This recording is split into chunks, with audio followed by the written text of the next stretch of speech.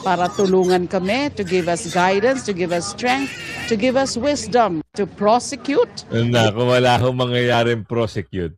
Wala hong mangyayaring impeachment.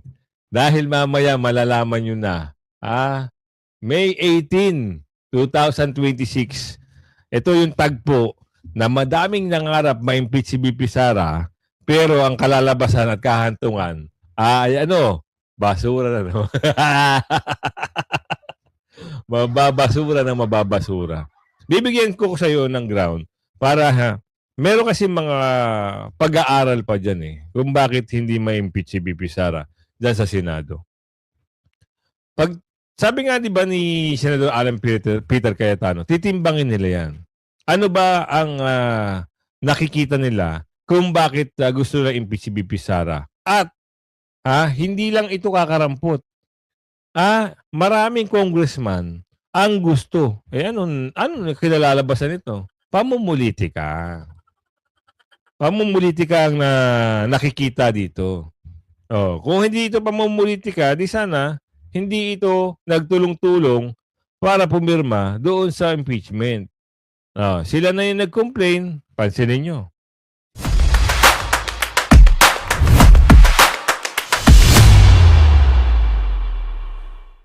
Dahil yan sa sunod-sunod na kontrobersya na kinahaharap ng Senado. Nasa frontline ng balitang yan, si Ian Suyu. Hindi alintana ng mga estudyante ng Bulacan State University ang matinding tirik ng araw kasabay ng kanilang kilos protesta kahapon. Hawak ang mga placard na nawagan ang mga mag-aaral na alisin sa pwesto si Senate President Alan Peter Cayetano. Kung ako, halimbawa lang, makikita ko yung anak ko dito, pagkokotongan ko, pag-aaralin mo tapos sasama dito, hindi naman kasalanan kasi ng mga bata yan. Alam niyo bakit? Merong mga nagre-recruit niyan. Di ba nabalita na nga yan? Meron silang mga nire-recruit. Ito siguro maninipis ang utak, di umano, ng mga batang ito, na-recruit. Hindi na nila muna tinitimbang kung ano yung mga bagay-bagay, kung ano yung pinaglalaban nila. Di ba? Ang sabi nila dito, impeach Sara arestado, Sara panagutin Bato arestuhin, Cayetano patalsikin. Ito yung mga utak, nabayaran malamang sa ito. Bakit? Anong kasalanan ni Senador Bato, ni Sara Duterte at si Cayetano sa inyong mga kabataan? Sige nga. Anong kanalaman? Anong kasalanan? Bakit nagaganyan-ganyan kayo? Ang punto rito, dapat ang mga pinaglalaban nyo, kayong mga unggoy kayo, ay yung nakawan sa gobyerno. May balita daw tayo, sabi ni Aling Ledesma, meron talagang nagpopondo diyan sa mga eskwelahan na yan, diyan sa mga kabataan. Walang kasalanan sa inyo para magaganyan-ganyan kayo. For sure, inutusan na naman kayo ng mga amo nyo ng taga-mountain at magaganyan-ganyan na naman. Hindi na lang kayo mag-aral mabuti. Di ba? Ang ganda pa ng pinasukan nyo, State University. Tapos, andyan kayo sa kalsada, magngangaw-ngaw. Aray mo. Si Senator Bato de la Rosa at i-impeach si Vice President Sara Duterte. Ginagawa po natin ito upang ipanawagan sa ating mga kapwa mamamayan na dapat po ay nagsisili tayo. Naman kung mag-anak kita, 10 kotong abutin mo sa akin. Di ba? Tigilan nyo nga kami. Nananawagan kayo para saan? Sa kaguluhan. Yun ang panawagan nila Bakit niyo i-impeach? Bakit? Ano kasalanan? Ang tanong, kilala niyo ba siya para paratangan niyo impeach? Anak, panagutin. Utot nyo, tigilan nyo kami. Kaya nasasabing walang ginagawa ang panggulo dahil puro gulo na lang talaga. Diba? Puro gulo. Ang dami. Sa panahon talaga niya, ang dami talagang umusbong ng mga kaguluhan, kabataan. Kaya natin mo, naiintriga lang daw, sabi dito. Pero, ang katotohanan dito, sa panahon ni Bongit, panahon ni Pangulo, aray mo, puro kaguluhan talaga nangyari. Diba? Mantakin mo yung dating presidente na magaling na muno ng Pilipinas, pinakulong nyo. Sabi ni Aling Ledesma. Diba? Ang saklap. Yun na lang ang kaisa-isang presidente na pinagkatiwalaan ng milyon-milyong Pilipino, naloko pa. Nagawan pa ng kwento. 'Di ba? Nagawan pa nila ng kwento. Oh, dahil saan? Dahil sa galit, sa inggit, at dahil sa pangarap nila na magdire-diretso ang pwesto. May balita ho tayo. Panoorin niyo yung vlog ni Boss J. Guevara. Ni Sir J. Guevara. Share natin yan kasi magaling yung magkomentaryo. Sabi niya doon sa video niya, merong balak na dire-diretso. Dire-diretso ang panunungkulan. Hindi ho pwede. Walang ganun. Tapos na yung istorya nyo na yun. Hindi na pwedeng ma-repeat yun. Gusto nyo mamuno kayo na ulit? 30 years, 20 years? Wow! Yung mga pangarap nyo, alisin niya sa utak nyo. Hindi ho magtatagumpay yan. Kaya pala ginagawa nila doon, nagpapirma sila na napigilan. Gusto lang palitan yung tsacha o magkaroon ng tsacha. Ibig sabihin, mapalitan yung konstitusyon at ipasok. Sila mamumuno, Prime Minister, ano kayo? Wala na nga kayong ginawa, puro pagnanakaw, sabi ni Aling Marie. Prime Minister pa kayo. Nangiintriga lang daw si VP Sara Duterte ayon sa palasyo. Hindi nangiintriga si BP. Tama si BP. Doon sa nagsasabing nangiintriga, pasahurin kasi kayo eh. Diba? Tama. Ano bang ginawa niya? Ano bang ginawa ni Bongit? Wala, puro kaguluhan eh. Diba? Sabihin niyo sa akin kung may maganda nagawa si Bongit. Simula doon sa flood control issue na 5,500. Flood control. Ano sinabi doon? Nagyabang-yabang ang mama. Wala nangyari. Ngayon, ang gawin nyo, mga taga-gobyerno, ayusin nyo na yung flood control nyo dahil magtatagulan na. Baka mamaya, makabalita naman kayo, nag-uumapaw na naman ng mga ibang distrito, wala na naman kayo magawa. Dapat pag mga tag-tuyo, naglilinis kayo ng mga estero. Mag-utos na kayo. Ganun ang gawin nyo, hindi yung reactive kayo. Dapat proactive. Wala pa yung tag-ulan, linis na kagad yung mga estero. Ganun. Puro kayo react. Pag nandyan na, sisisi sa mga taong bayan. Isisi nyo doon sa mga magnanakaw ng flood control. Sabihin niyang hindi na raw bababa si Pangulong Bongbong Marcos sa pagka-presidente. Dagdag pa riyan, sinisisi rin ng vice ang Pangulo kung bakit magulo umano ang seguridad ng bansa. Narito ang Frontline Report. Magulo ang ating bayan na hindi naman sana. Nagkakagulo lang tayo dahil kay BBM. Si Pangulong Bongbong Marcos ang sinisi ni Vice President Sara Duterte kung bakit aniya magulo ang seguridad ng bansa. Ang pahayag na yan ng bise ay kasunod ng nangyaring barilan sa Senado. Giit ni VP Sara, maiiwasan sana yan kung hindi nagpapasunod sa ICC ang administrasyong Marcos. Yan. Tama nga naman. Kung wala kayong iniisip na ICC na yan, wala na mga arestuhin eh. Bakit gusto nyo? Kayo rin nagpapagulo, sabi ni VP Sara. Ang titigas kasi ng mga panga nyo. Akala nyo, hindi matatapos ang termino nyo, no? Panggulo. Tapos meron pa kayong mga banat. Meron sila kasing mga kwento. Ayan sa video na nasabi merong plano talaga na hindi bumaba. Saklap mo. Ang tigas ng panga mo. Yung panga mo, yung pagalaw-galaw na nga, matigas pa. Ito, meron naman silang banat dito. Yung GSIS building daw, gagawing escape route daw ni Senador Bato. Galing nila mag-isip, ano? Kaya pala doon kayo nagpapunta ng NBI.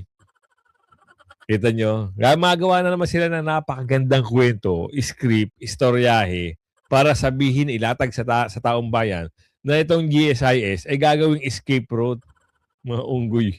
Bakit tatakas ba si Senador Bato? Wala namang warrant of arrest dyan. Sige nga, kung kayo ay magkukwento ng mga kasinungalingan, wala na ho maniniwala sa inyo. Puro kayo panlilin lang. Ipapamukha sa taong bayan na escape route daw yung GSIS building. Bakit? Pumunta doon si Senator Bato para bumoto. Para mapalitan na yung mga durobo doon. Yun ang katunayan. Pero hindi tatakas. Gumawa kayo ng eksena, nagpadala kayo ng NBI. Diba? Hinabol niyo si Senador Bato. Yung utak ng tao, aarestuhin siya. Tama? O, anong gagawin? Di tatakasan kayo. Anong gagawin ni Senator Bato ngayon? Wala kayong magagawa ngayon. Puntahan nyo doon sa Mindanao. Andun lang siya. Paikot-ikot. Hanapin nyo doon. O, sa bundok, tararara, sa Tawi-Tawi. Sa Hulu. Ha? Puntahan nyo. Kung makikita nyo. Senator Bato, relax ka lang. Andyan lang na si Senator Bato eh. Tapos may nagbabalita, nasa Manila lang daw. Mind conditioning na naman kayo, nasa Maynila. Puntahan nyo doon sa Mindanao. Pag hindi nyo nakita sa Mindanao, hanapin nyo doon sa Sabah. Pag hindi nyo nakita sa Sabah, hanapin nyo sa Maynila. Pag hindi nyo nakita, o di wala kayong magagawa. Hindi pala nakita eh. Diba? Ito daw, escape route. Anak ka ng bugyo, escape route. Talaga naman.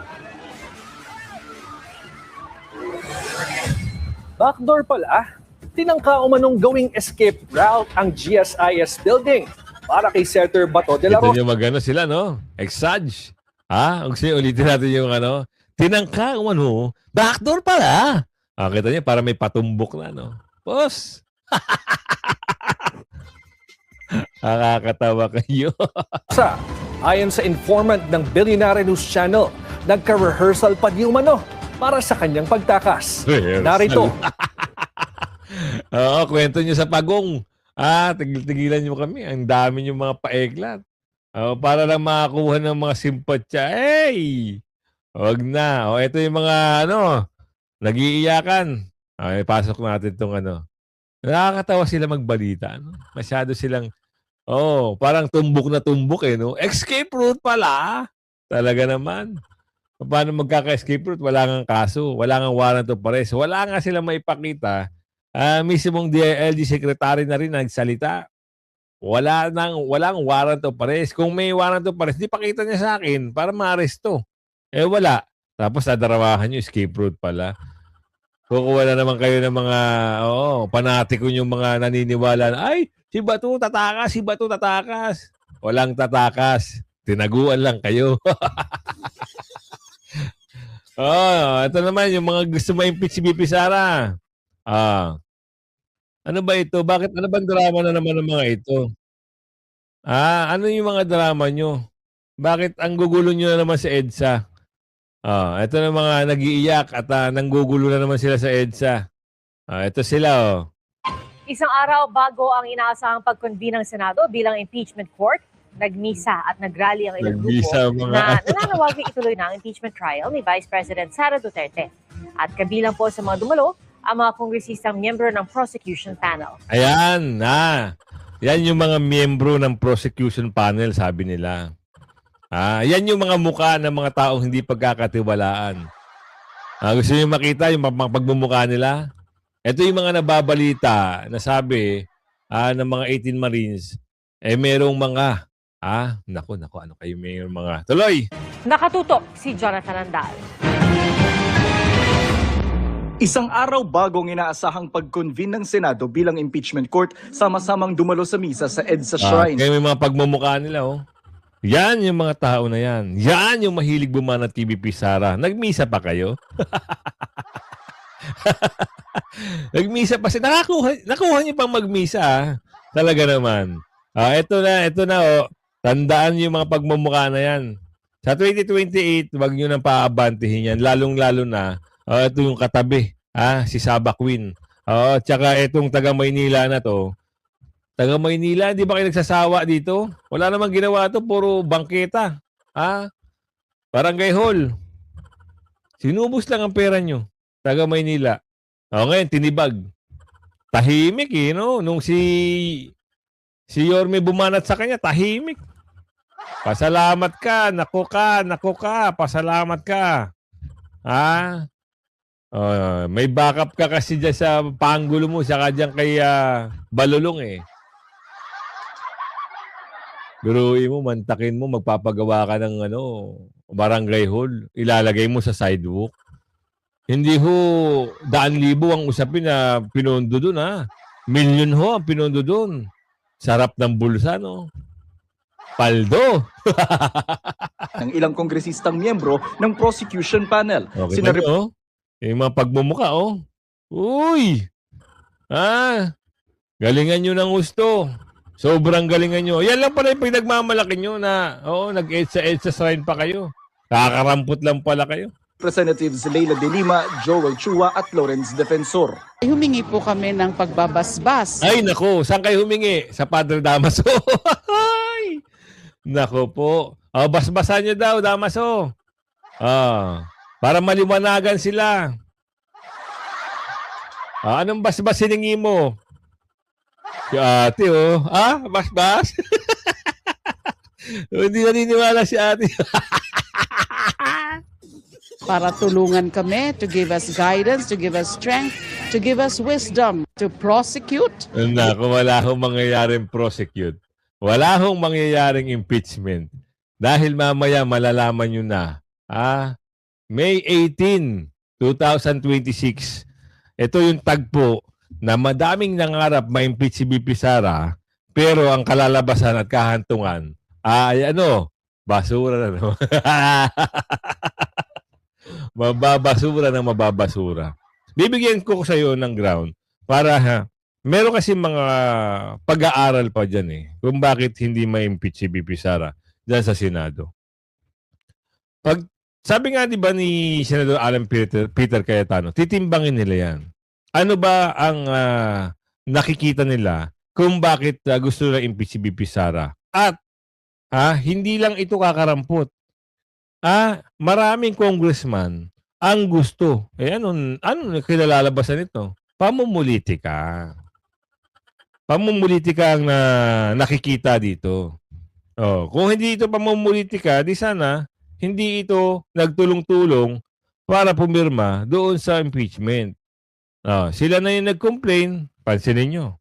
Sila na yung nag-complain, sila na yung gumawa ng investigasyon kuno nila sa sa Injustice Committee at sila rin ngayon itong lumalabas sa EDSA at nagangaw-ngaw.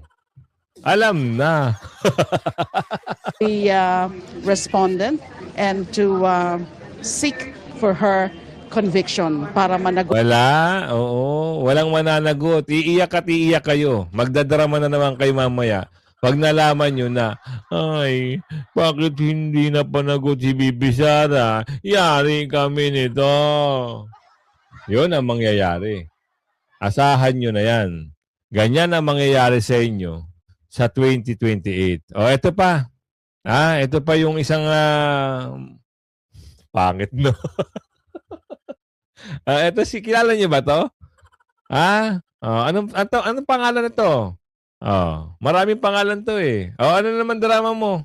11 lang Sila yung mga prosecutor team. Mga prosecutor na wala namang silbi. May pinanalo na kayang kaso ito kasi sabi nila abogado raw itong mga ito May napinalo na kaya itong kaso? Ito sa mga pronouncement nito, for sure, hindi paniniwalaan to Lahat po ng prosecutors, yung po 11, pupunta po sa Senado bukas para tunghayan po yung pagbubukas ng Senate Impeachment Court. Batay po sa pronouncement ni Senate President Alan Peter Cayetano ng alas 3 ng hapon, May 18. Okay, paano po yung magiging hatian doon ng articles of impeachment? May mga nakatakda na pong hatian pero hindi pa naman bubukas yung presentation ng articles of impeachment. So, may kanya-kanya pong mga kinatawan. Yung pong mag-presenta dito pong mga articles ng bribery, unexplained wealth, confidential funds misuse, at iba pang mga. Sa tingin niyo po ba ma-affect mo po yung impeachment doon sa nangyari ng sa Senado recently? Wala naman Hindi naman nagbabago yung komposisyon ng Senado. Yung pong liderato. Hindi rin nagbabago. Tingin nyo lang yan sa sarili nyo. Yan ang paniwala nyo. Bakit nag-iingay yung mga senador, yung minority na gusto lang kunin agad yung liderato? Bakit? Kasi nga hindi na uuusad. Habang nandiyan si Senador Alan Peter Cayetano at naniniwala tayo, at umaasa rin tayo na mababasuran niya agad, di mas maganda sa mas maganda para magsitigil na kayo diyan mga masaklap, di ba? Pag hindi na kayo pinaniniwalaan ng taong bayan. Kaya nandyan sila Oo, kaya nandyan sila sa tawag nito sa pasok nga natin dito. Oh, ayan oh. Oh, nagpabasbas na sila kay Padre. Oh, anong basbas yan? Si Padre, oh. Dito tayo, alam nyo, dito lang nakakatawang tagpo. Ito mga pare na to. Minsan meron pa nga silang sulat eh. Meron silang sulat. Kaya nagtataka yung mga taong bayan. Bakit yung mga pare na ito? Bakit nakikialam sila sa politika? Kaya lang ang isang malaking katanungan. Sabi ni Aling Ledesma, baka malaki din daw eh. Ang alin?